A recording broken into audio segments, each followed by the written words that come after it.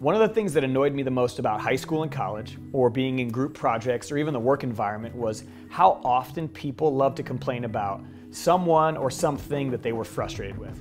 And it's another reason I hate social media. You go on there and it's filled with a ton of people posting complaints, tweeting people that they're frustrated with. It's this whole call-out culture where we love to talk about what's broken, but very rarely do we find people who have the courage to actually be a part of the solution.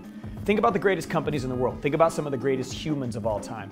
They were solution-focused, not problem-focused. But so often we love to sit there and talk about what's wrong, why we can't, what won't work, and it honestly drives me crazy.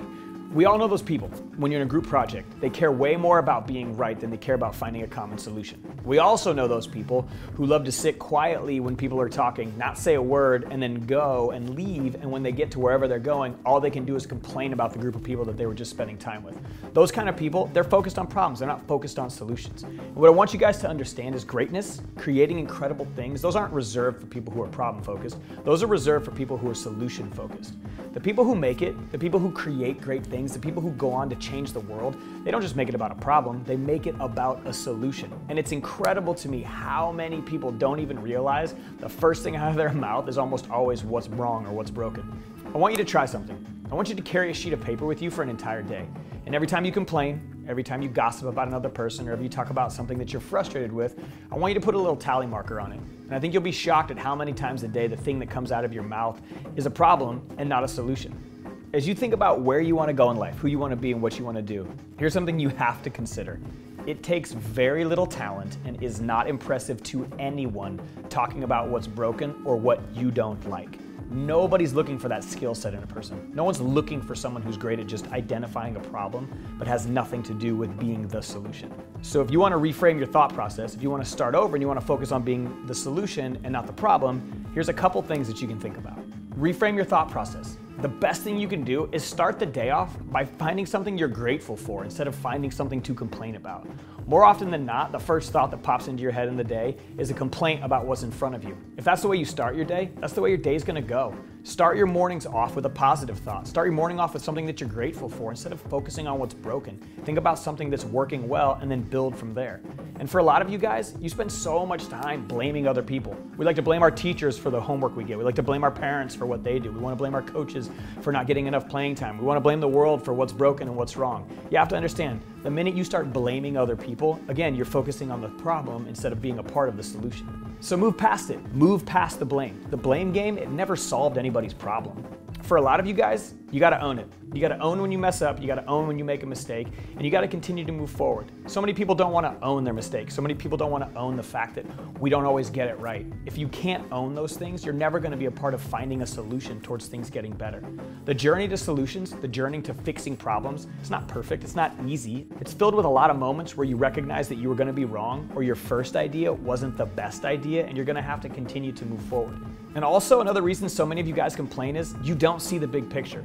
You don't see how this problem or this thing interacts with a bunch of other people. You only see how it affects you.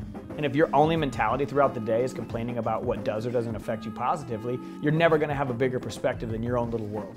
Another reason I think so many people focus on what's broken is who you surround yourself with, the kind of people that you choose to put in your inner circle. It's incredible how many hours people spend just gossiping or talking negatively about something instead of sitting around talking about what they can do or what they can create or how they can make a difference.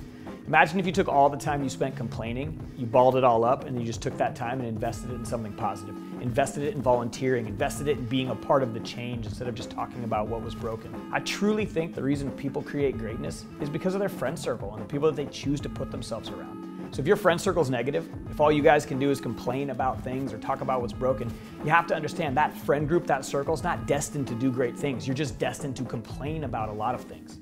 When you train your mind to stop just identifying a problem and start focusing on a solution, you give yourself an opportunity to be a part of change. You give yourself an opportunity to be a part of things getting better. I don't understand why so many people love just sitting there in the, hey, this is broken and I can't fix it camp. I could never stay there. I was never wired to just talk about what was broken and not be a part of the solution. If you're passionately complaining about something, maybe you should passionately try to be a part of the solution instead of talking about the problem. It's crazy to me how many people love to scream what's broken instead of spending that energy on trying to be a part of the solution. So here's what you have to get. To all of you out there who complain, to all you habitual whiners, to all you glass half empty people, here's what you need to understand. Greatness is not for you. It's not reserved for you. Changing the world doesn't follow you. Being a part of impact isn't where you're headed. Those things don't chase after negative people. The people who change the world, the people who make a difference, the people who are part of impact, they're positive people. They're focused on solutions instead of problems. You've got to understand something. Your mentality will limit you way more than your ability. To all you problem solvers out there, those of you focusing on solutions, keep going. The world needs your positivity. The greatest companies, the greatest people, the greatest change in the world, it wasn't created by negative people. It was created by people like you, the ones who have the courage to fix what's broken and not just talk about the problem.